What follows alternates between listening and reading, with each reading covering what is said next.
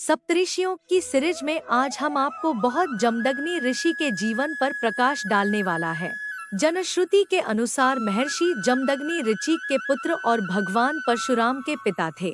इनके आश्रम में इच्छित फलों को प्रदान करने वाली गाय थी। जमदग्नि एक परम तेजस्वी ऋषि जो भृगुवंशी ऋषि के पुत्र थे तथा जिनकी गणना सप्तऋषियों में होती है। इनकी पत्नी राजा प्रसेनजित की पुत्री रेणुका थी।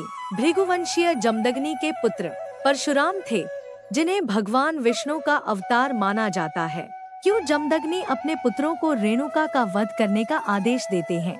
क्यों परशुराम अपनी माता का सिर काट देते हैं, किंतु बाद में पिता से कहते हैं कि वह माता रेणुका को क्षमा करके पुनः उनकी चेतना लौटा दे? जानने के लिए पूरी कहानी सुने। परिचय। जमदग्नि ऋषि का जन्म भृगुवंशी ऋषि के यहाँ पुत्र रूप में हुआ था। जमदग्नि की पत्नी राजा प्रसेनजित की पुत्री रेणुका थी। जमदग्नि ने अपनी तपस्या एवं साधना द्वारा उच्च स्थान प्राप्त किया था, जिससे सभी उनका आदर सत्कार करते थे। ऋषि जमदग्नि तपस्वी और तेजस्वी ऋषि थे।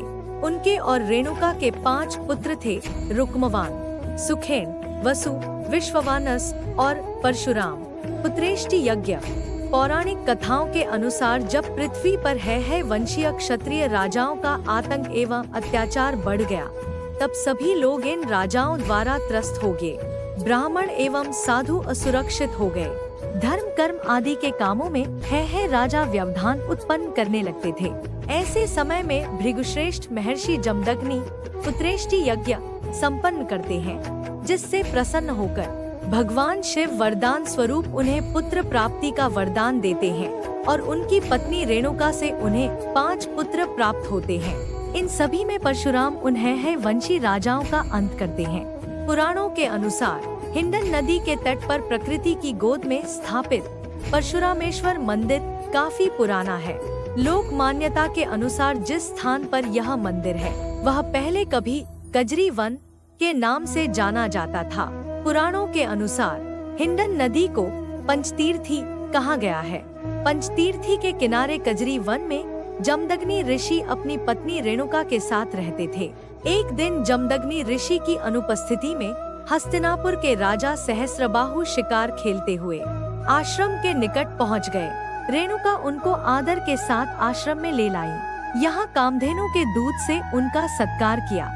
सहस्रबाहु को कामधेनु की खूबियों का पता चला तो वह उसे जबरन ले जाने लगा। जब वह इस प्रयास में सफल नहीं हुआ तो रेणुका को जबरन अपने साथ ले गया। बाद में ऋषि पत्नी को सहस्रबाहु ने मुक्त कर दिया।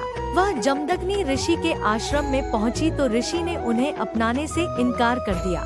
ऋषि ने अपने 3 पुत्रों को रेणुका का सिर काटने का आदेश दिया तो उन्होंने मना कर दिया। ऋषि ने तीनों पुत्रों को पत्थर बनने का शाप दिया। चौथे पुत्र परशुराम को अपनी माता का सिर कलम करने का आदेश दिया तो उन्होंने पिता की आज्ञा स्वीकार करते रेणुका का सिर कलम कर दिया। परशुराम को पश्चाताप हुआ तो उन्होंने शिवलिंग स्थापित कर घोर तपस्या शुरू कर दी। एक दिन भगवान शिव ने परशुराम को दर्शन दिए। शिवजी ने परशुराम को रेणुका के जीवित होने का वरदान दिया और एक फरसा देते हुए कहा कि वह जिस भी युद्ध में लड़ेगा, जीत अवश्य उनकी होगी। जमदग्नि और रेणुका की पुराणों के अनुसार एक कहानी भी है। ऋषि जमदग्नि की पत्नी रेणुका एक पतिव्रता एवं आज्ञाकारी स्त्री थी। वह अपने पति के प्रति पूर्ण निष्ठावान थी, किंतु एक गलती के परिणाम स्वरूप दोनों के संबंधों में अलगाव की स्थिति उत्पन्न हो गई, जिस कारण ऋषि ने उन्हें मृत्यु दंड दिया। कथा के अनुसार एक बार रेणुका जल लेने गई लिए नदी पर जाती है, जहाँ पर गंधर्व चित्ररथ अप्सराओं के साथ जल क्रीड़ा कर रहा था। उसे देखकर रेणुका उस पर आसक्त हो गई। जल लाने में विलंब हो जाने से यज्ञ का समय समाप्त हो जाता है। तब मुनि जमदग्नि ने अपनी योग शक्ति द्वारा पत्नी के मर्यादा विरोधी आचरण को देखकर अपने पुत्रों को माता का वध करने की आज्ञा दी, परंतु 3 पुत्र मना कर देते हैं। केवल परशुराम ही इस कार्य के लिए तैयार होते हैं। तब जमदग्नि अपने 3 पुत्रों को पाषाण हो जाने का शाप देकर उन्हें संज्ञाहीन कर देते हैं। पिता की आज्ञा स्वरूप परशुराम मां का वध कर देते हैं। परशुराम जी की पितृ भक्ति देखकर पिता जमदग्नि उसे वर मांगने को कहते हैं। और परशुराम पिता से वरदान मांगते हैं कि वह उनकी माता को क्षमा कर उन्हें जीवित कर दे तथा सभी भाइयों को भी चेतना युक्त कर दे।